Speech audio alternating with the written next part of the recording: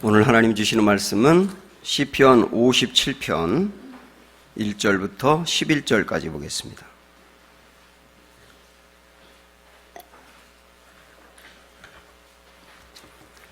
구약성경 842쪽 시편 57편 1절부터 11절 말씀.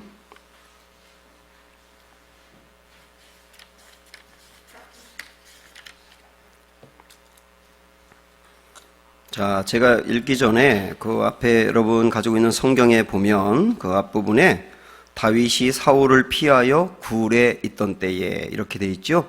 이런 분위기를 여러분 좀 기억하시면서 읽겠습니다. 1절 제가 읽습니다. 하나님이여 내게 은혜를 베푸소서, 내게 은혜를 베푸소서. 내 영혼이 주께로 피하되 주의 날개 그늘 아래에서 이 재앙들이 지나가기까지 피하리이다.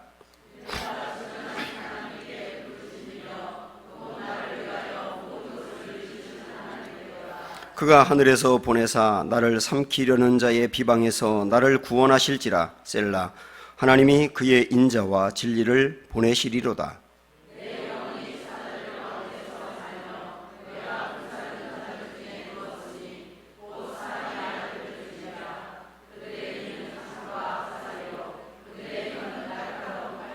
하나님이여 주는 하늘 위에 높이 들리시며 주의 영광이 온 세계 위에 높아지기를 원하나이다.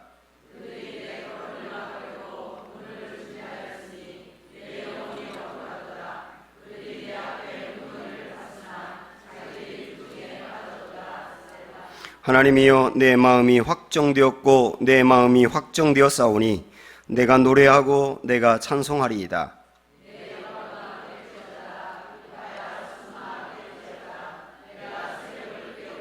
주여 내가 만민 중에서 주께 감사하오며 문나라 중에서 주를 찬송하리이다.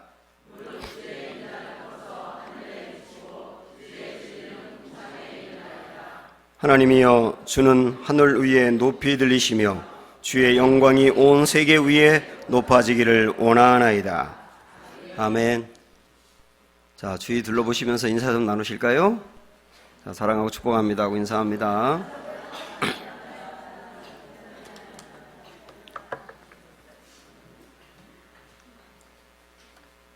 눈물로 드리는 감사, 이런 제목으로 말씀을 드리겠습니다.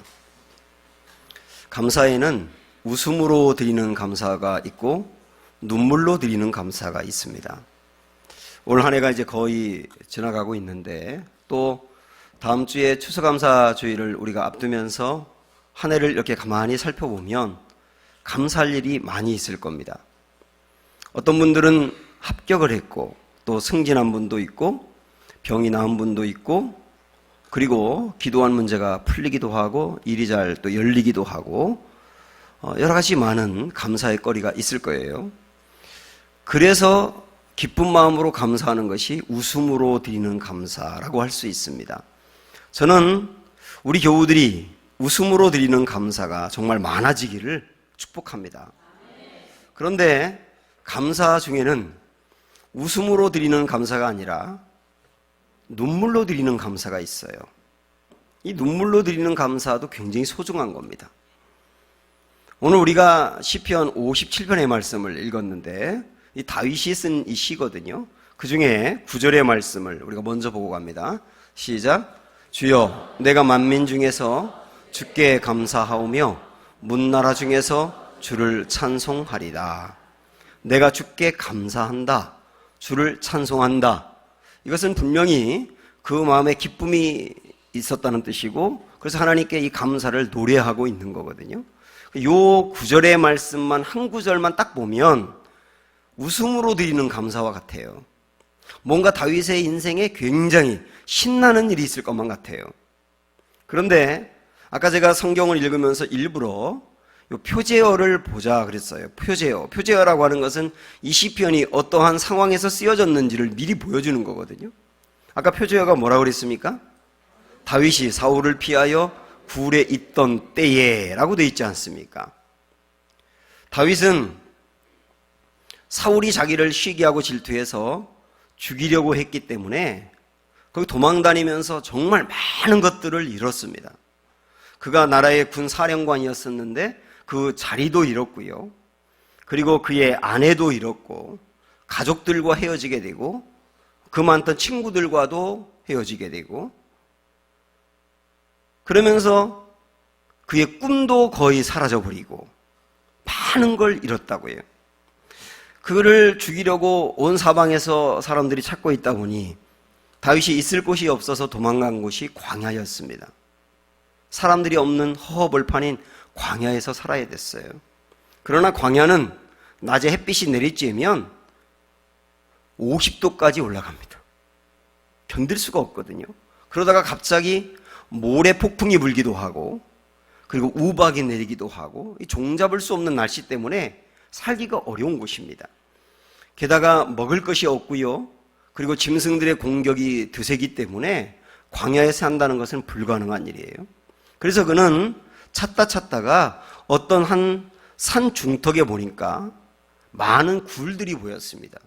거기는 지형적인 영향과 기후적인 영향으로 많은 굴들이 이렇게 만들어졌거든요. 그 중에 한 굴을 선택해서 들어갔어요. 그 굴이 아둘람이라고 하는 굴이에요. 이게 사무엘상 22장의 이야기죠. 그 아둘람 굴 안에서 앞에 사해가 보입니다. 사방을 둘러봐도 사람이라는 건 보이지 않아요. 너무나 외로워요. 여기서 무엇을 먹고 살아야 되는지 걱정이 됩니다. 언제 사울이 보낸 특공대들이 들이닥쳐서 자기를 잡아갈지 모르기 때문에 두려움도 있습니다. 누우려고 했는데 잠이 오지 않았을 거예요. 그때 주여 이렇게 하나님의 이름을 불렀을 때 폭풍같이 쏟아지는 눈물이 있었습니다. 그 눈물로 쓴 게 57편이거든요. 1절부터 6절에 있는 말씀을 제가 간략하게 한번 정리를 해봤거든요. 여기 보면 다윗이 처한 상황이 어떠한지 그리고 그 상황에서 다윗의 심리적인 상태는 어떠했는지를 몇 가지 이렇게 이야기하고 있는데 우선 다윗은 나를 삼키는 자들이 있다 그렇게 말을 하거든요. 자기를 공격해서 무너뜨리려고 하는 사울의 무리들이 있다는 얘기예요. 그들이 다윗을 삼키려고 하면서 비방을 쏟아놓습니다. 그 비방을 다 들어야 됩니다.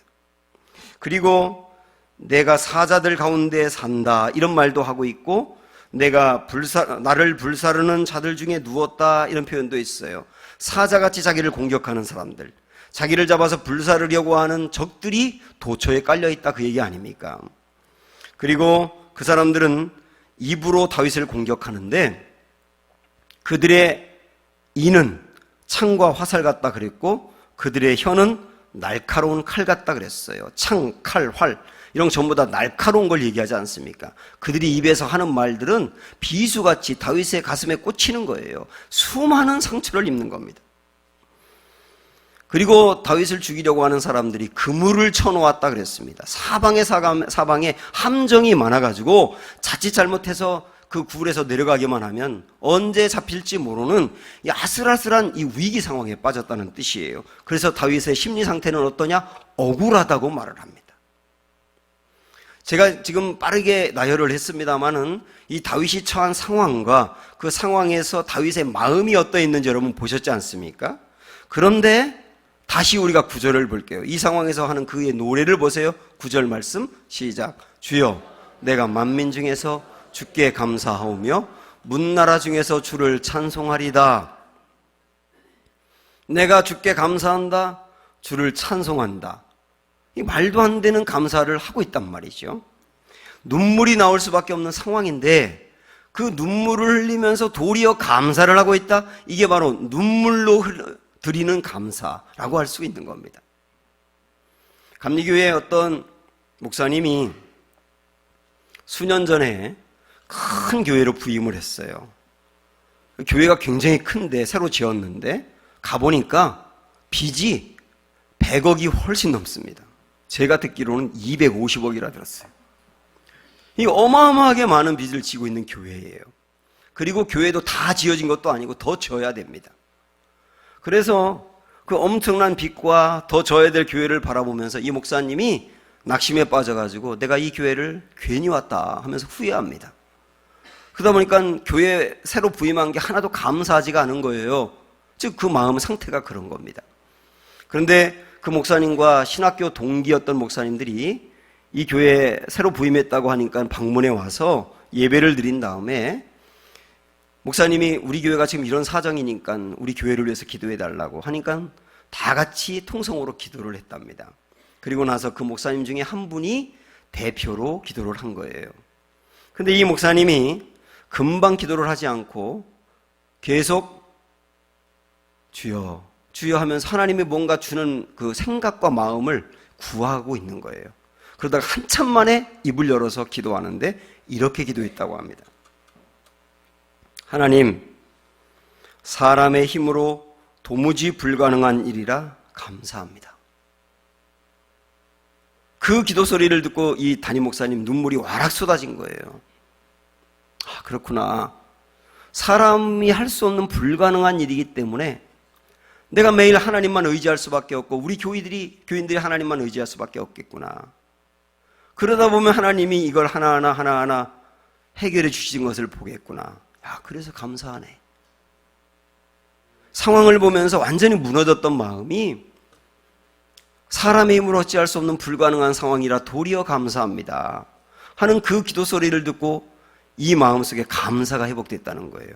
지금 이 교회가 어마어마하게 커졌고 수많은 빚을 갚았거든요. 이 감사를 뭐라고 한다고요?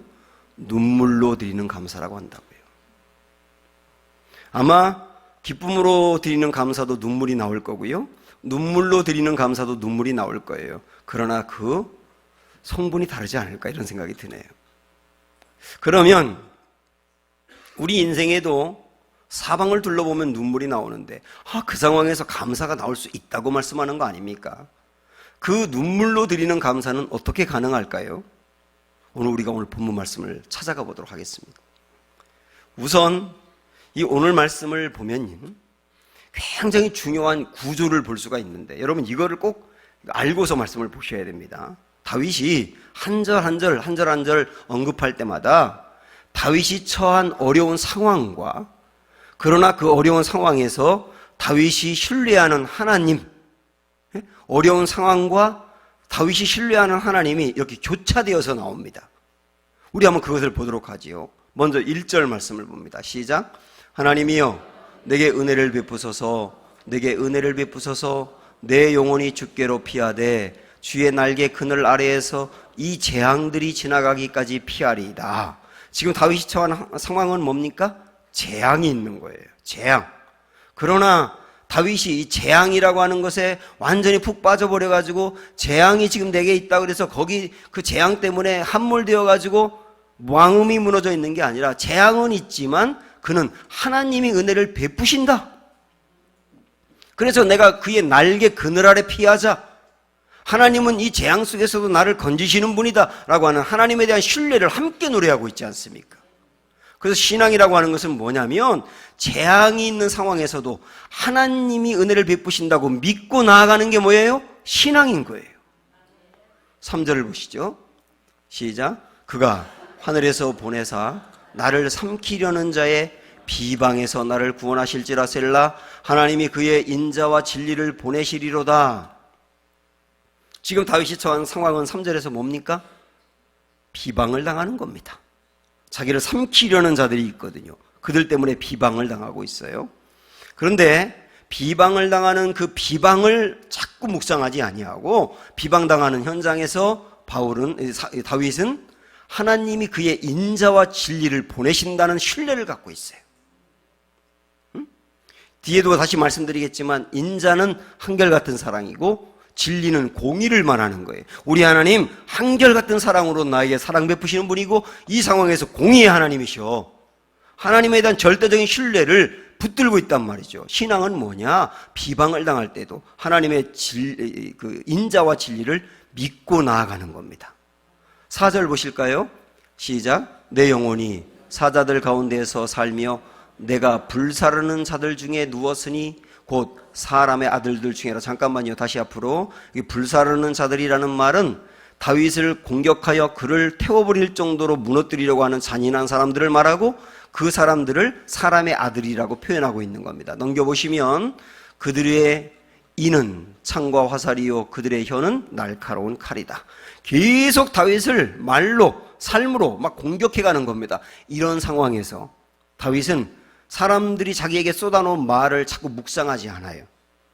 그런 말을 되뇌고 되뇌지 않습니다. 오히려 5절을 보세요. 시작. 하나님이여 주는 하늘 위에 높이 들리시며 주의 영광이 온 세계 위에 높아지기를 원하나이다.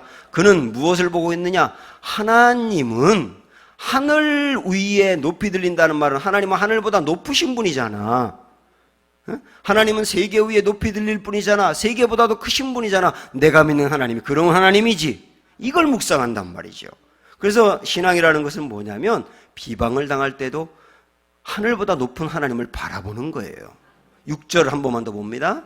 시작. 그들이 내 걸음을 막으려고 그물을 준비하였으니 내 영혼이 억울하도다. 그들이 내 앞에 웅덩이를 팠으나 자기들이 그 중에 빠졌도다. 자, 지금 다윗의 상황은 뭡니까? 그물로 다윗을 올가매려고 하고 있어요. 그래서 아주 억울합니다. 그리고 웅덩이를 파가지고 곳곳에 함정을 놓았어요. 그런 상황에서 다윗이 바라보는 하나님은 도리어 그들이 그 웅덩이에 빠지게 될 거야. 하나님은 그런 분이야. 나를 억울하게 공격하는 그 사람들이 결국 거기에 빠질 거야. 이렇게 하나님을 바라본단 말이죠. 여러분 이 구조를 이해하셨습니까? 어려운 환경 속에서 하나님이 어떤 분인지를 같이 보고 있다는 거예요. 그러다 보니까 그가 입에서 나온 결론이 뭐냐? 10절이거든요. 10절 시작. 무릇 주의 인자는 커서 하늘에 미치고 주의 진리는 궁창에 이르나이다. 인자와 진리의 하나님, 이게 그의 결론이에요. 우리 하나님은 인자요, 우리 하나님은 진리의 하나님이다. 그게 결론이라고요. 인자는 한결같은 사랑입니다. 네, 지금 내가 이런 어려움을 당하고 이런 억울한 일을 당하고 내가 비방을 당하고 있지만 그러나 우리 하나님은 인자의 하나님이야. 한결같은 사랑으로 나를 돌보실 분이야. 지금은 내가 어려워도 하나님이 전격적으로 나를 건져내실 거야. 이 믿음이 그에게 있어요. 또한 하나님은 진리의 하나님이셔요. 진리의 하나님은 뭐라고 그랬어요? 공의의 하나님이라고요. 예, 우리 하나님은 공의의 하나님이세요. 결국 그래서 공의가 승리할 거예요. 지금은 불의한 자들이 승리하는 것처럼 보이고 내가 힘이 없지만 그러나 하나님은 끝내 승리하게 하실 겁니다.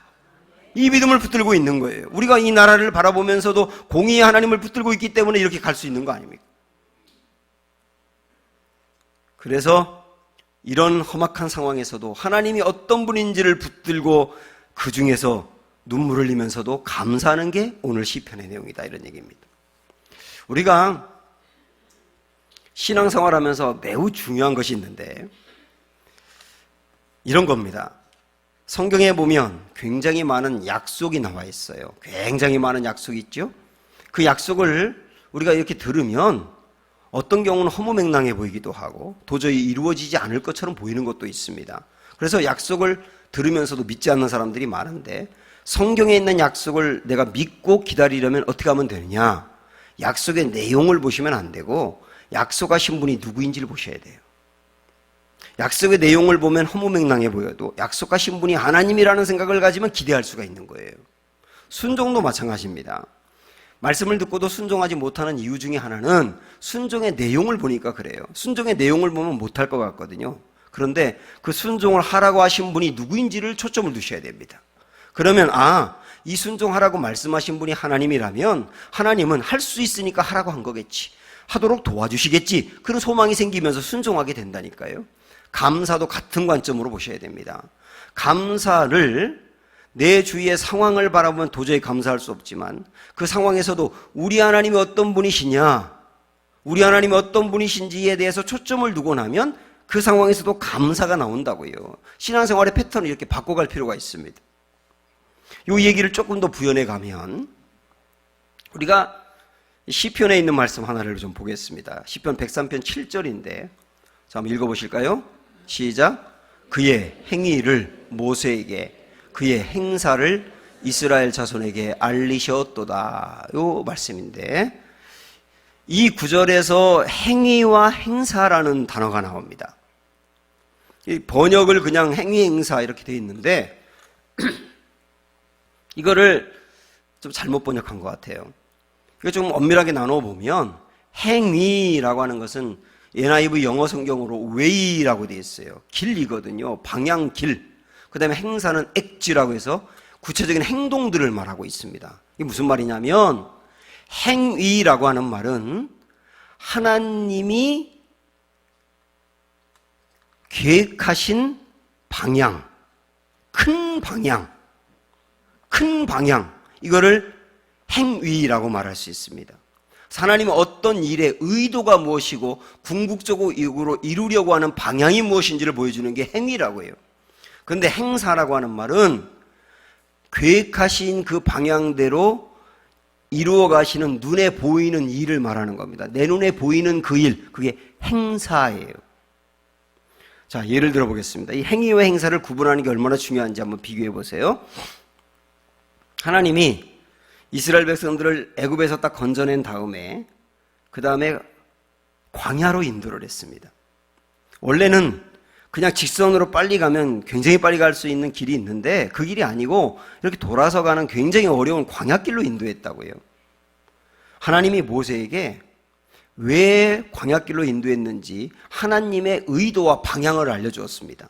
왜 그랬냐면 이스라엘 백성들이 직선도로로 가게 되면 블레셋을 만나게 됩니다. 그 사람들은 아주 잔인한 사람들이기 때문에 이스라엘과 싸워서 여러 사람을 죽일 거예요. 그러면 사람들이 깜짝 놀래가지고 애굽으로 되돌아갈 겁니다. 보나마나. 그래서 애굽으로 되돌아가지 않도록 하기 위해서 적들을 적게 만날 수 있는 먼 곳으로 인도를 한 거예요. 또 하나는 이스라엘 백성들이 가나안 땅에 들어가기 전에 그들의 이 성품이라든지 신앙이 다듬어져야 되기 때문에 어려운 광야 생활을 하면서 그들이 하나하나 성장되어야 돼서 광야길로 인도했다고 하나님이 모세에게 말씀했어요. 이게 행위를 말하는 거예요.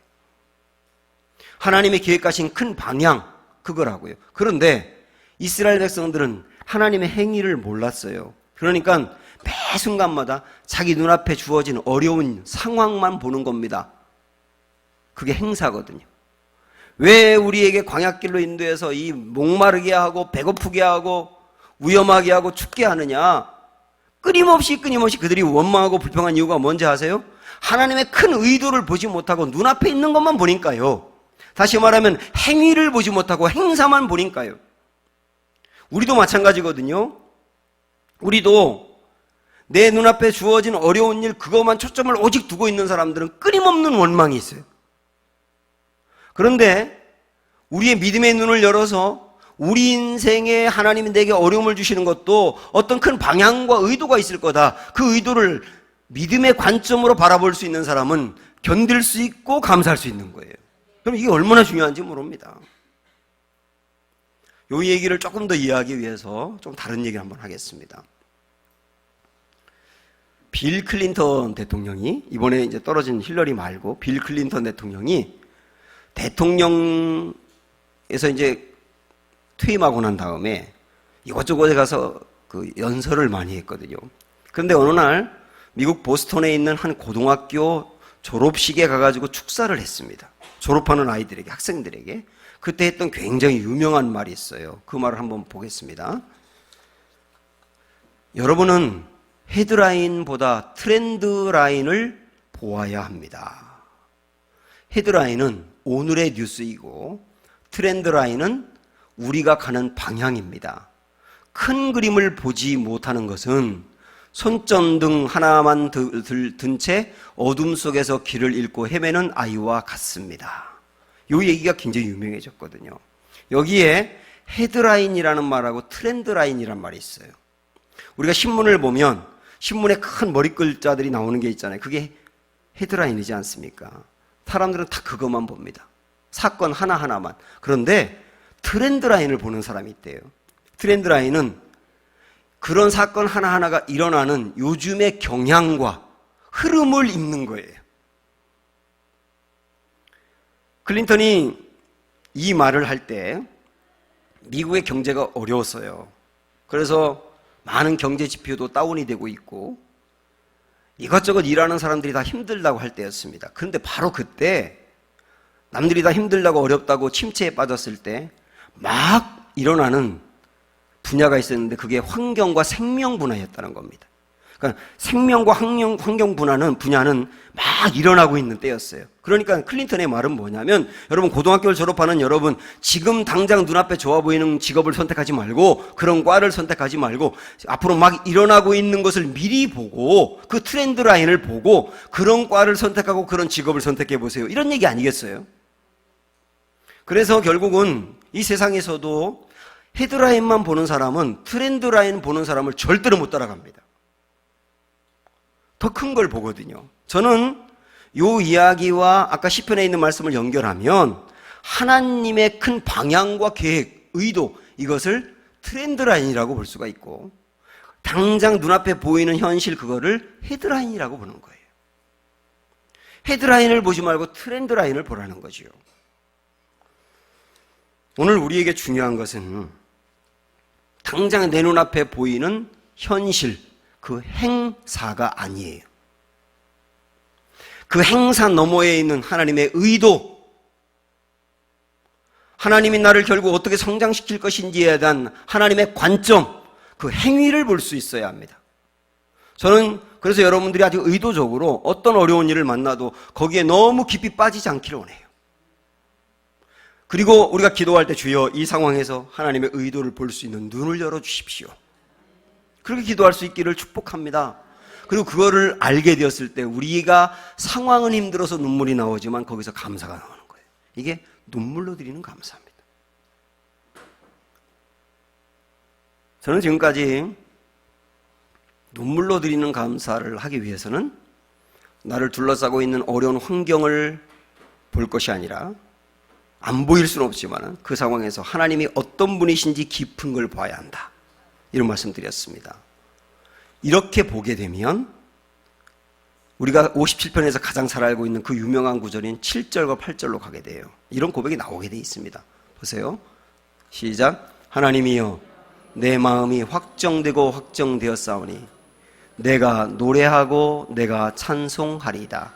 내 영광아 깰지어다. 비파야 수구마 깰지어다. 내가 새벽을 깨우리로다. 다시 앞으로 돌려보세요.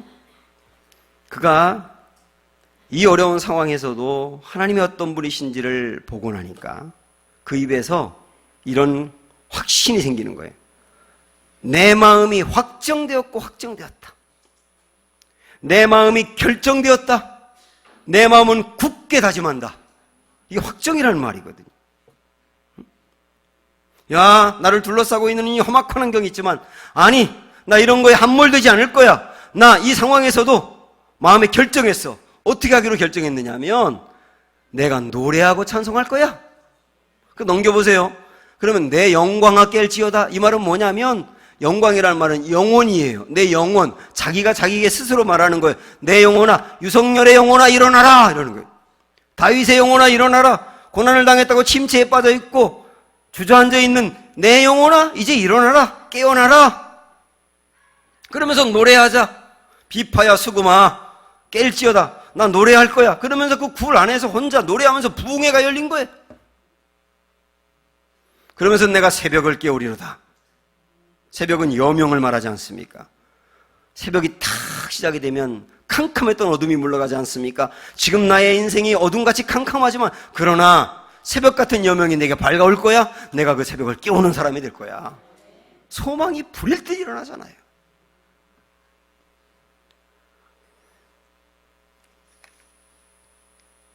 제가 얼마 전에 읽었던 책에서 정말 감동받은 구절이 하나 있습니다. 좀 길지만 좀 여러분과 나누고 싶어요.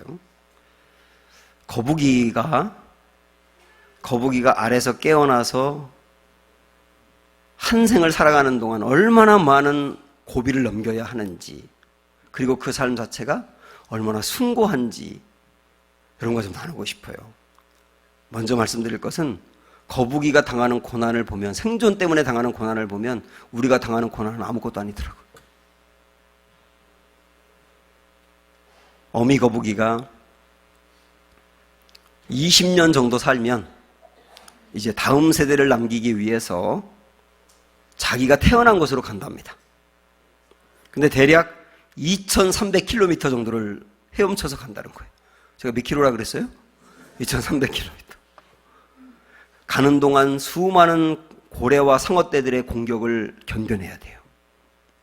그리고 드높은 파도를 가르고 가야 합니다. 그렇게 자기가 태어난 해안까지 2300km를 갔어요. 그 다음에 중요합니다.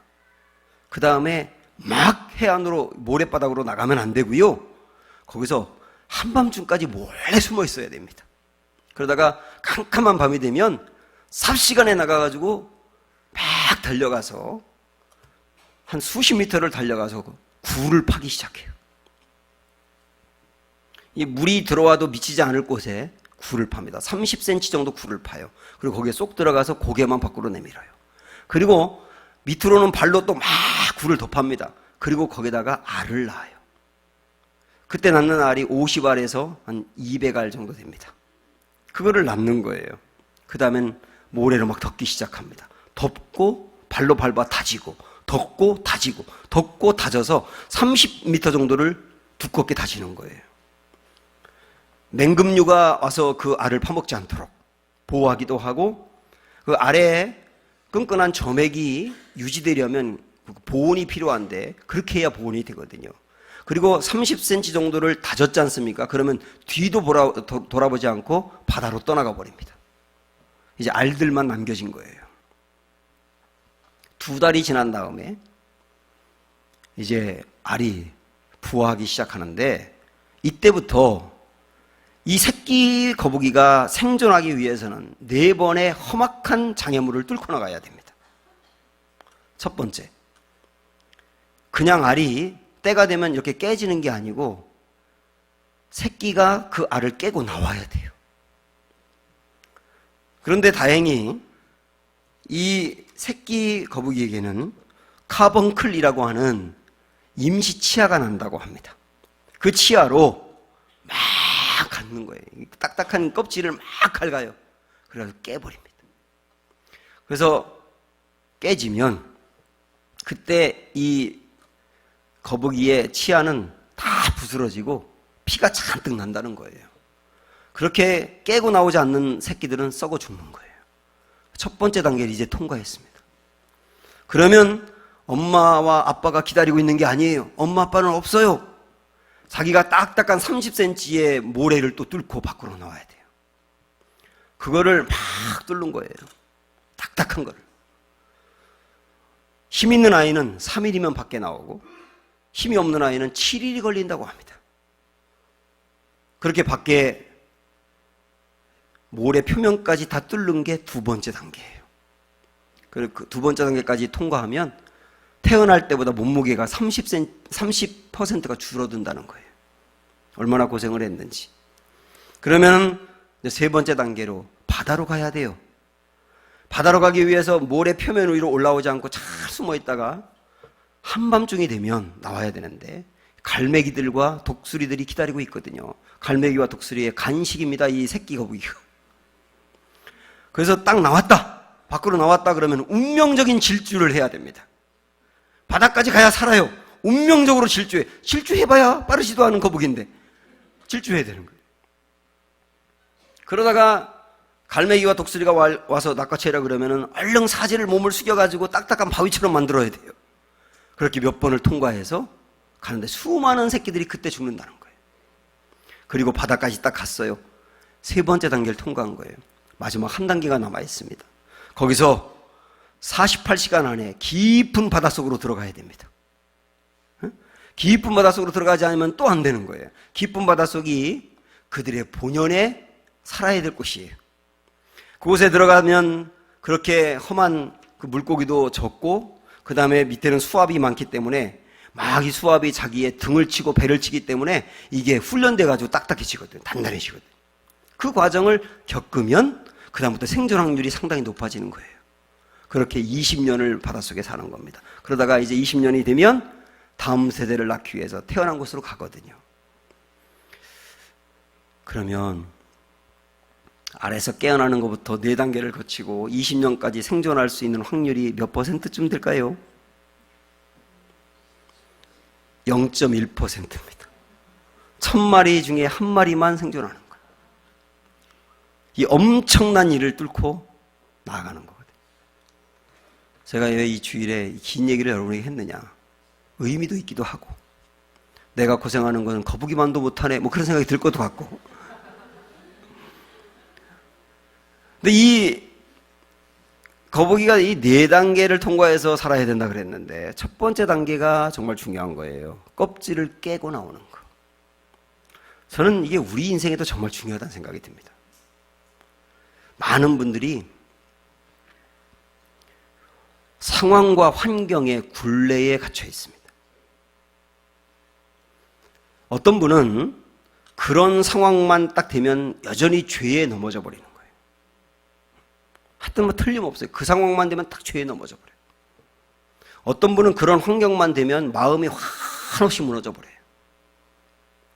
어떤 분은 그런 상태만 되면 감사를 완전히 잃어버리고 원망과 낙심에 빠져버립니다. 이런 모든 것을 뭐라고 말하냐면 상황과 환경의 굴레라고 말합니다. 오늘 이 거북이 이야기와 연결하면 껍질이라고 말할 수 있어요. 혹시 여러분 그런 껍질 없나요? 그 껍질을 깨고 나와야 돼요. 이게 자기 한계거든요. 그 상황만 되면 넘어지는 게 자기 한계인데 이걸 껍질을 깨고 나와야 된다고. 껍질을 깨고 나와야 성장하는 거예요. 성장하다 그 상황만 되면 무너지면 그게 나의 한계인 거예요. 그걸 깨고 나와야 되는 거예요. 다행히 이 아기 새끼 거북이가 그 껍질을 깨고 나오기 위해서 카본클이라고 하는 임시 치아가 있었던 것처럼 성도인 우리들이 나의 상황과 환경의 굴레를 깨고 나오기 위하여 하나님이 주신 은혜가 있어요. 그게 뭔지 아세요? 오늘 이 본문에 보면 정말 험악한 환경에서도 하나님이 어떤 분이신지에 대한 확신이에요. 하나님 어떤 분이냐? 인자와 진리로 하늘 끝에 가시는 분이다. 그 하나님이 나의 하나님이다. 그 하나님이 나를 돕는다라고 하는 신뢰, 하나님에 대한 절대적인 신뢰, 이 절대적인 신뢰가 우리에게 카본클인 거예요. 그걸 붙들고 나갈 때 나를 올감했던 상황의 굴레를 깨면서 나와서 와, 이 상황에서도 감사가 나오는군요. 아, 이 상황을 내가 뚫고 나가는군요. 그러면서 우리가 눈물로 흐리는 감사를 들을 수 있지 않겠습니까? 이번 한 주일 동안 이런 은혜가 우리에게 회복되어서 그 상황에서도 감사가 일어남으로 인하여 감사가 충만한 상태로 다음 주일 추수감사주일을 맞이하는 은혜가 있기를 주님의 이름으로 축원합니다. 우리 찬양합니다. 모든 상황 속에서